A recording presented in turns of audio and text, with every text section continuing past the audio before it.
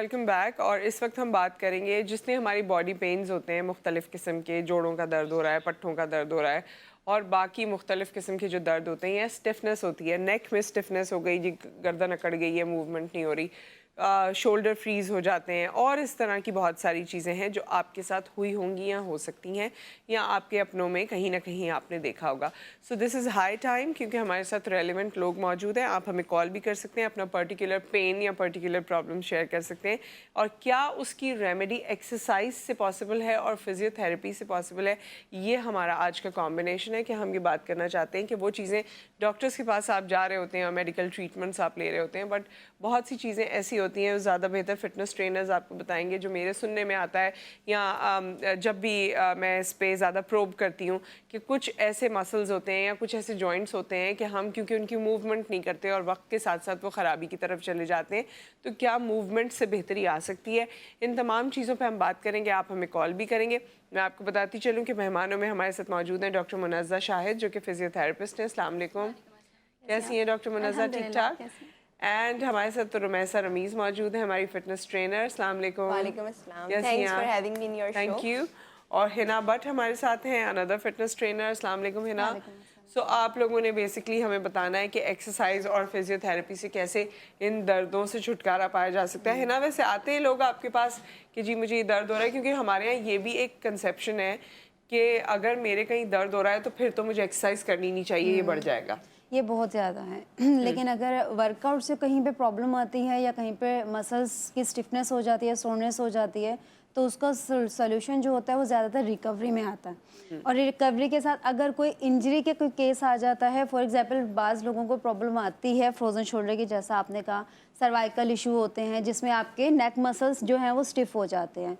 अब उन्हें रिलैक्स करने के लिए रैप वर्कआउट होता है जो कि ज़्यादातर थेरेपिस्ट के पास हम रेकमेंड करते हैं क्योंकि वो हमारा डिपार्ट ही नहीं होता। लेकिन वर्कआउट में अगर हम उसे कंसीडर करते हैं तो उसकी एक्सरसाइजेस फिर हम लॉन्ग टर्म करवाते हैं क्योंकि ये वो टाइम है जहाँ पे जल्दी रिजल्ट नहीं आता, बहुत पेशेंस से क्लाइंट को चलना पड़ता है। थेरेपी अलग चल रही होती है, वर्कआउट उनका अलग चल रहा होता है, जिससे क्या होता है कि जो मसल्स उनके शॉर्ट हुए हुए होते हैं वो रिलैक्स होना स्टार्ट हो जाते हैं, उनकी लेंथिंग स्टार्ट हो जाती है। अच्छा, कुछ लोगों को तो रुमैसा मैंने देखा है कि एक्सरसाइज करने गए, क्योंकि इन दोनों की सवाल का आप किससे रेलेवेंसी बनेगी, और उनकी कमर में दर्द शुरू हो गया और फिर उनका वो ताहयात कमर का दर्द हो गया। तो मतलब इसमें बड़ी जिम्मेदारी स्टार्टिंग में जब हम एक्सरसाइज शुरू करते हैं तो हमारी बॉडी को बिल्कुल भी आदत नहीं होती, एक मसल हमारा काम करता है तो वो मसल सोरनेस कराती है बेसिकली। कुछ लोग डर के भाग जाते हैं, उस दर्द के बाद वो जिम ही नहीं आते कि अब हमारे, और तो इट्स नॉर्मल, ये तो होता है, ये सारे दर्द होते हैं।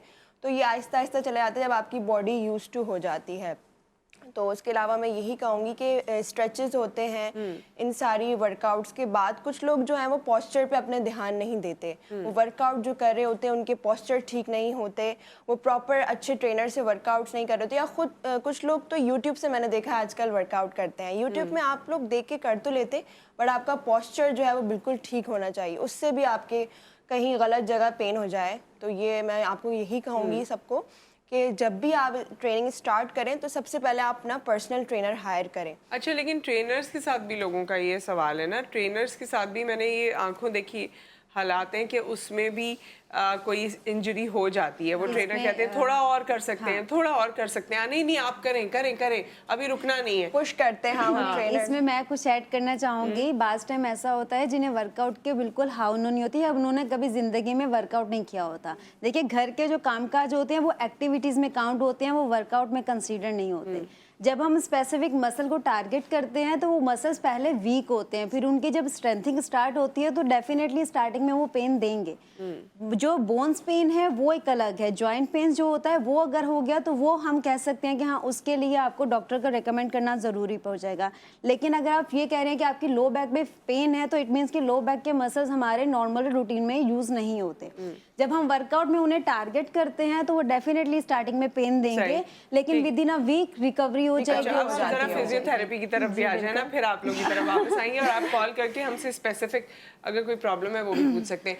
सो जी, आपके पास जो लोग आते हैं, पहले तो इन दोनों की बातों को हटा के अपना एक्सपीरियंस बताएं कि वो क्या दर्द लेकर आते हैं और कौन सी इंजरीज लेकर आते हैं। अच्छा, देखिए हमारे पास जो पेशेंट्स आते हैं सबसे पहले वो बेसिकली इस तरह के आते हैं कि किसी भी किस्म का पेन हो रहा है नॉर्मल, जो कि एजिंग के हवाले से हो सकता है या गलत पॉस्चर के हवाले से हो सकता है या कोई भी वेयर एंड टियर के हवाले से हो सकता है। जिमिंग के बाद आए जिमिंग के बाद बिल्कुल ज़रूर पेशेंट्स आते हैं और उसमें जो हमारे पास मेनली कंप्लेन आती है वो ये होता है कि हम गए एक हफ्ता हमने जिम किया और उसके बाद अब हमारे यहाँ दर्द हो रहा है या हमें कोई इंजरी हो गई है। देखिए इसे कहते हैं delayed onset of muscle soreness.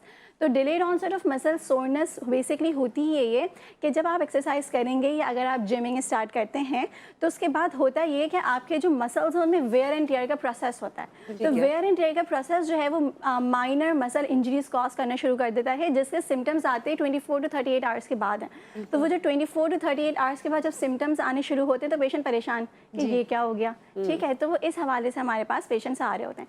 Secondly जो हमारे देखा गया है वो ये है कि जब भी कोई पेशेंट आता है तो वो ये बता रहे होते हैं कि हम जब उनसे सवाल करें कि आपके पास कोई ट्रेनर था, नो कोई ट्रेनर ही नहीं था, तो वो खुद से कर रहे होते हैं। प्लस कंपोनेंट्स ऑफ एक्सरसाइज के ऊपर काम ही नहीं होता। हम जाएंगे डायरेक्ट एक्सरसाइज करते हैं, ऐसा नहीं है कि वो आप वार्म अप कर रहे हो या वर्कआउट कर रहे हो देन कूल डाउन। तो ये 3 कंपोनेंट्स हैं, तो 3 कंपोनेंट्स के ऊपर काम नहीं होते हैं। जो हमारी एक साइकिल है उस साइकिल को हम फॉलो ही नहीं कर रहे होते, डायरेक्ट वर्कआउट पे जा रहे होते हैं। कॉलर हमारे साथ हैं। अस्सलाम वालेकुम।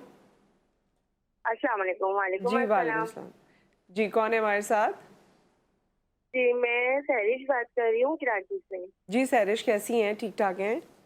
अल्लाह का शुक्र है। आप लोग सुनाएं, आप सब कैसे हैं? हम सुना ही रहे हैं, हम सब बिल्कुल ठीक ठाक हैं। आप बताइए क्या सवाल करना चाहती हैं?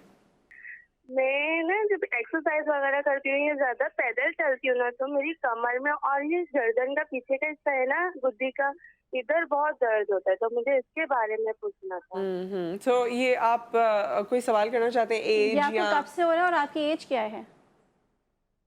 मेरी एज 36 है और ये मेरे पहले बच्चे, मेरे 2 बच्चे हैं। मेरा वजन बहुत ज्यादा है, मेरा वजन 90 किलो है। ओके। और आपका इसकी वजह से शायद। अच्छा मैं सवाल करूंगी, आपके जो बेबीज हैं वो सी सेक्शन के थ्रू हैं?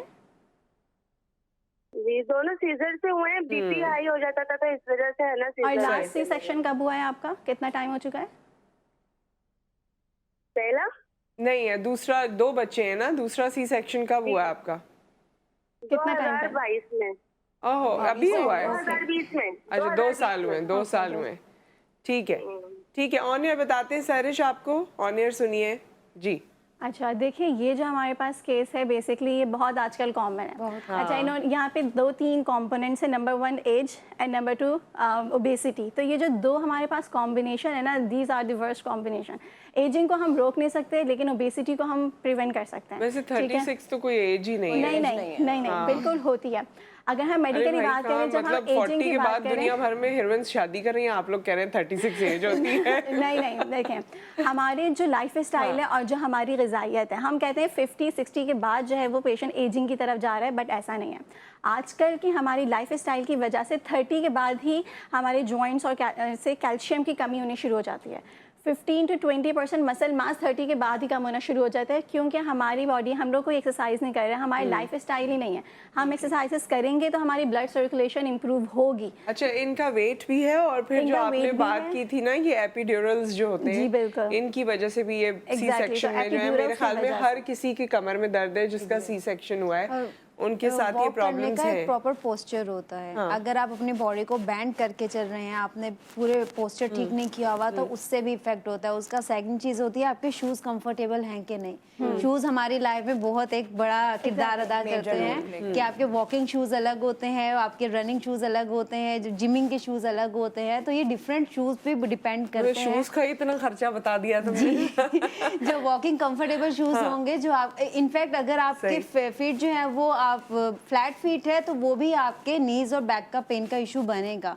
उसके लिए भी स्पेशल शूज आते हैं जो मेडिकेटेड शूज होते हैं। तो ये सब चीज़ों को देखना होता है। बट क्या है कि हाउसवाइफ जो होती हैं वो चीज़ें इग्नोर करती हैं, वो सिर्फ ये कहती हैं कि ये करने से हमारा पेन हो रहा है, बट ये वो उसके मेन पॉइंट तक नहीं पहुंचते कि किस रीज़न से हो रहा है। तो वो उस रीज़न को पकड़ें और उसे सॉल्व करेंगे। ये बात आपने अच्छी कही है। देखिए एक तो वो आम तौर से जो सॉफ्ट शूज होते हैं ना, जो बाजार में आम मिल जाते हैं खवातीन के यूज के लिए, वो अक्सर पहन के खवातीन वॉक कर रही होती हैं, तो वो वॉक के लिए नहीं होते, वो नर्म जरूर होंगे या उससे आपको हाँ जो आपके वो जॉगर वाले शूज होते हैं, जॉगर्स होते हैं, वही आपको ट्रेनर्स आते हैं, जो ट्रेनर्स हैं वही आपको यूज करने होते हैं। ये अच्छी बात आपने बताई आई थी, मैं इनके हवाले से यही बोलूँगी कि एक तो आप अपने ओबेसिटी, अपने वेट को कंट्रोल करने की कोशिश करें कि क्या रीज़न है कि आप इतनी ज़्यादा ओबीस हैं। सेकेंडली ये कि आपने वेट नहीं, आपको जो है वो वेट कैरी नहीं करना है, सही है। बहुत ज़्यादा झुक के आपने एक्टिविटीज़ नहीं करनी है, इन सब चीज़ों को आपने प्रिवेंट करना है। अगर आपको बैक पेन है तो आप कोशिश करें अपने पोस्चर का ध्यान रखें। नीचे से कोई चीज़ अगर आपको उठानी है तो नीचे झुकना नहीं है, आप स्टोक पोस्चर में बैठें एंड देन आप जो है वो उसके बाद चीज़ उठाएं कोई भी। तो वेट लिफ्टिंग आपने गलत पोस्चर में नहीं करनी है। और बल्कि रुमैसा आप भी कुछ कह रही थी इनका, क्योंकि इन्होंने सर्वाइकल की तरफ इशारा किया था, इसका जवाब आप दीजिएगा। कॉलर भी हैं उनकी और इनकी बात फिर साथ ही कर लेते हैं। अस्सलाम वालेकुम। वालेकुम अस्सलाम। हाँ जी, कौन है हमारे साथ? मैं मिसेस नसीम बात कर रही हूँ। जी मिसेस नसीम, कैसी हैं? अल्हम्दुलिल्लाह ठीक ठाक। मेरा ये प्रॉब्लम है कि मेरे घुटने के नीचे यानी पाँव के नीचे वाली साइड पे मसल्स, बकौल डॉक्टर के मसल्स फुल है, क्योंकि सारे टेस्ट हो गए, सारी रिपोर्ट्स आ चुकी। वो कहती हैं कि आपका वेट है, पहले मेरा 86 था, मैंने 83 कर लिया है, लेकिन कोई मतलब वो कह रहे हैं कि वॉक करें, चलो थोड़ी बहुत वॉक। सारी बात है, मेरी एज भी इतनी, उस लिहाज से मैं इतनी वॉक भी नहीं कर सकती, तो लेकिन वो क्या एक्सरसाइज करें या क्या करें कि वो पाँव का मसल ठीक हो। अब तो मेरा ख्याल साल होने वाला है, वो मेरे पाँव का मसल जो आप कह रही हैं, आप पिंडली की बात कर रही हैं? जी जी जी जी, पिंडली की बात कर रही हैं। और कब से है आपको ये तकलीफ? मुझे तकरीबन साल हो रहा है। मतलब डॉक्टर ने कहा मोटी चप्पल पहन के चलें, ऐसा चलें, वो चलें, लेकिन वो वक्ती तौर पे तो वो हो जाता है, लेकिन जब वो टेस्ट में किसी चीज में कोई चीज आ ही नहीं रही तो फिर क्या है, ना मुझे कोलेस्ट्रॉल है ना कुछ है, कुछ भी नहीं है, तो वो क्यों? वेट तो ये था कि मेरी टांगे काफी हैवी जिसामत के लिहाज से। अच्छा, आपका पेन रेडिएट तो नहीं करता, कमर से होता हुआ तो नहीं आ रहा? ये मुझे जरा बताएं। नहीं, पेन मुझे होता ही नहीं, सिर्फ वो पेन है। बिल्कुल भी नहीं है।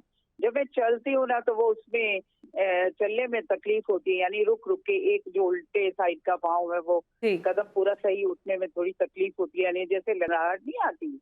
ठीक है, बहुत बेहतरीन तरीके से हमें हिना भट्ट ने सारी चीज़ें बताई थी। अब रुमैसा, आप हमें किस किस चीज़ के बारे में बताने वाली हैं? मैं बैक के बारे में बताऊंगी, जो बहुत मेन इशू होता है, एक्सरसाइज के बाद भी किसी के हो जाता है, और वुमेन जो बहुत ज़्यादा काम कर रही होती हैं, कमर का दर्द उनको बहुत ज़्यादा होता है। तो हम योगा के कुछ स्ट्रेचेस हैं जो बैक की स्ट्रेंथन के लिए हम यूज़ करेंगे, तो वो मैं आपको बताती हूँ। इस तरह आप लोग इजीली अपने घर में भी कर सकते हैं। तो फर्स्ट जो हमारा पोस्चर है वो बर्ड डॉग है। इसमें हमें राइट हैंड स्ट्रेट करना है, लेफ्ट लेग लाइक दिस। इस तरह हम 10 सेकेंड के लिए होल्ड करेंगे like this, and next left hand right leg.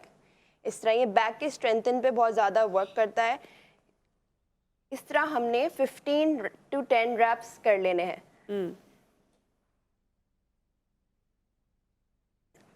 Okay, इससे आपकी कमर का दर्द जाएगा। कमर की बैक पे स्ट्रेंथन पे बहुत ज़्यादा फर्क पड़ता है इससे, और कमर का दर्द भी काफ़ी हद तक चला। और नेक्स्ट जो है हमारा कैट एंड काउ पोस्चर है। इसमें हमें इनहेल एंड एक्सहेल करना है like this, inhale and like this exhale. ये भी हमारी बैक की स्ट्रेंथन के लिए बहुत ज़्यादा है। देखिए, जब हमें दर्द होता है तो हमें अब सबसे पहले अपना वही बात है ना, स्ट्रेंथ पे काम करना है बैक की। तो इस तरह हमने 15 to 20 रैप्स तरह करने हैं। Cat and cow pose, inhale 10 seconds hold, 10 to 20 seconds hold कर सकते हैं आप। अगर बिगनर हैं तो आप 10 सेकेंड होल्ड करें एंड देन एक्सहेल। मैंने सुना है इस तरह से आपकी थोड़ा वेस्ट लाइन पे भी फर्क पड़ता है ये वो इस एक्सरसाइज से। अच्छा, और ये जो बिगनर्स हैं मैं उनके लिए नहीं कहूँगी कि ये बहुत ज़्यादा फ़ौरन से आपको करना है। ये नॉर्मली जो लोग एक्सरसाइज करते हैं वो कर सकते हैं। कोबरा पोज है लाइक दिस, ये बड़े मजे का होता है। इससे देखें आप कितना रिलैक्स मिलता है, फील होता है इस तरह। हाँ, लेकिन अगर इसकी आदत हो जाए तो इसको करते हुए लगता नहीं है कि हम एक्सरसाइज कर रहे हैं। ओके, इसके बाद स्लाइटली आपको इस तरह चाइल्ड पोज में आ जाना है लाइक दिस। ठीक है, ये 3 पोस्चर ऐसे हैं जो बैक की स्ट्रेंथन पे बहुत ज़्यादा वर्क करेंगे, लोअर बैक पे और बैक के लिए आपके बहुत ज़्यादा काम आएंगे। और देखिए मेन चीज़ होती है एक्सरसाइज, मूवमेंट हमें डेली करनी है, एक्सरसाइज हमें करनी है। ये सारे स्ट्रेचेस करने के अलावा भी आप डेली रूटीन में अपना 1 आवर वर्कआउट ऐड करें, डेली अपने डिफरेंट मसल्स को हिट करें। ज़रूरी नहीं है कि हमें पेट कम करना है, हमें लेग्स, तो हम उसी पे फोकस करेंगे, नहीं, हमारा जो बॉडी से फैट परसेंटेज जो है वो स्लाइटली रिड्यूस होता है हर जगह से। ये नहीं क्या लड़कियों को मैंने देखा है सिर्फ वो एब्स कम करना है तो वो क्रंचेस लगा रही हैं, लेग रेज लगा रही हैं, तो ऐसा नहीं है। आपको फोकस करना है टोटल फैट परसेंटेज पे।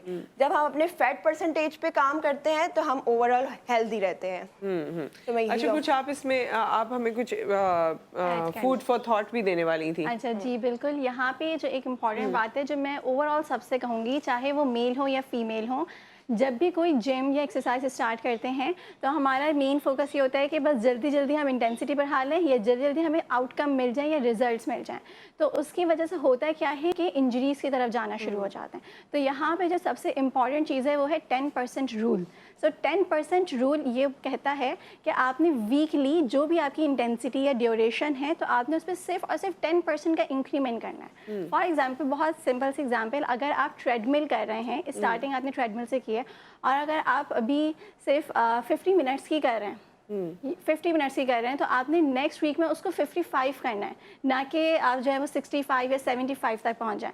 तो जो जल्दी जल्दी आप इंक्लिनेशन की तरफ जाते हैं, जल्दी जल्दी टाइम ड्यूरेशन बढ़ाते हैं, अपनी स्पीड को बढ़ाना शुरू कर देते हैं, वो चीज़ ना करें। अदरवाइज वो आपकी नींद के लिए भी अच्छा नहीं। कुछ लोग मैंने देखा है जस्ट एडमिशन ही जिम में लेते हैं कि हमें ट्रेडमिल करनी है, और वो बस दौड़े जा रहे हैं उस पे, या साइकिलिंग कर रहे हैं, उससे इंक्लाइन पे कर देते हैं उसको, तो ये गलत है। ये आपके घुटने भी खत्म कर देता है। साथ आता है कि हमें जो है वो मीडियल लिगामेंट किया या फिर लैटरल लिगामेंट किया, तो वो चीज़ जो है वो खराब है। वो खराब है। और कंपोनेंट्स पे बहुत ज्यादा फोकस देना चाहिए। वार्म अप, फिर आता है आपका वर्कआउट, फिर आता है आपका जो है ना स्ट्रेचिंग। इस चीज पे हम नहीं फोकस करते, हम जस्ट एक्सरसाइज करते हैं। स्ट्रेचिंग तो हमें लगता है कि किसी काम की नहीं है, जबकि स्ट्रेचिंग से ही ज्यादा सबसे मेन पार्ट ही एक्सरसाइजेस जो है वो हम एक स्पेसिफिक रेंज पे काम कर रहे होते हैं, जबकि ऐसा नहीं करना। आपको फुल रेंज ऑफ मोशन पे काम करना है।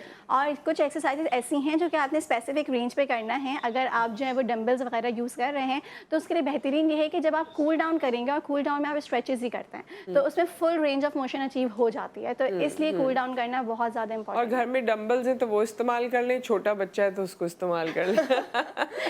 बहुत सारे वर्कआउट आते हैं आजकल यूट्यूब पर भी, और वैसे जहां आप उसको भी इन्वॉल्व कर लें और उसको भी लगा लें अपने साथ, तो एक्सरसाइज तो बहुत जरूरी है। देखिए आजकल कितना वुमेन्स में डिप्रेशन है, स्ट्रेस, एंजाइटी, तो मैं कहती हूँ निकलना चाहिए। अगर आप घर पे आपको मजा नहीं आता, आप निकलो, मूवमेंट करो, वॉक करो, वर्कआउट करो। वैसे जिम का जो एनवायरनमेंट होता है ना, वो आपको एनर्जी देता है कि करो। तो वो जो बात है ना, वो अकेले में आप कितना आपका डिप्रेशन कम हो जाता है, म्यूजिक लगा लो, कुछ भी कर लो, लेकिन वो जो बात होती है ना, when everybody is seeing each other, और वो जो आपस में एनर्जी का तबादला होता है, साथ गॉसिपिंग भी हो रही होती है, और एक सामने बड़ा सा शीशा होता है जिसमें सब नजर आ रहा होता है। That's a different environment all together. Thank you so much आप तीनों की यहाँ आने का, तशरीफ आवरी का बहुत बहुत शुक्रिया। एंड आई होप कि इसी तरह आप लोगों की ज़िंदगियों में चेंज क्रिएट करें, क्योंकि ये कहने को बहुत छोटी बात है, but this change brings lot of positivity. और मैंने देखा है लोगों को ट्रांसफॉर्मेशन सिर्फ बैरूनी नहीं होती, अंदरूनी भी हो जाती है। So thank you so much, बहुत बहुत शुक्रिया। आपका भी बहुत शुक्रिया और कि आप हम पे ट्रस्ट करते हैं, हमें कॉल करते हैं, अपनी चीज़ें हमसे शेयर करते हैं। ये रिश्ता इसी तरह कायम व दायम रहना चाहिए और इसे मजबूत भी होना चाहिए। आप आफ्टर द शो भी हमसे कनेक्टेड रह सकते हैं हमारे सोशल मीडिया के हैंडल्स के थ्रू। फेसबुक पे आप कमेंट कर सकते हैं, और कोई चीज़ जो आप चाहते हो, कोई गेस्ट आप सजेस्ट करना चाहते हो, मोर देन वेलकम, उसकी सजेशंस भी आप हमें दे सकते हैं। स्क्रीन पर नंबर्स भी मौजूद हैं, कॉल भी हमेशा आप कर सकते हैं।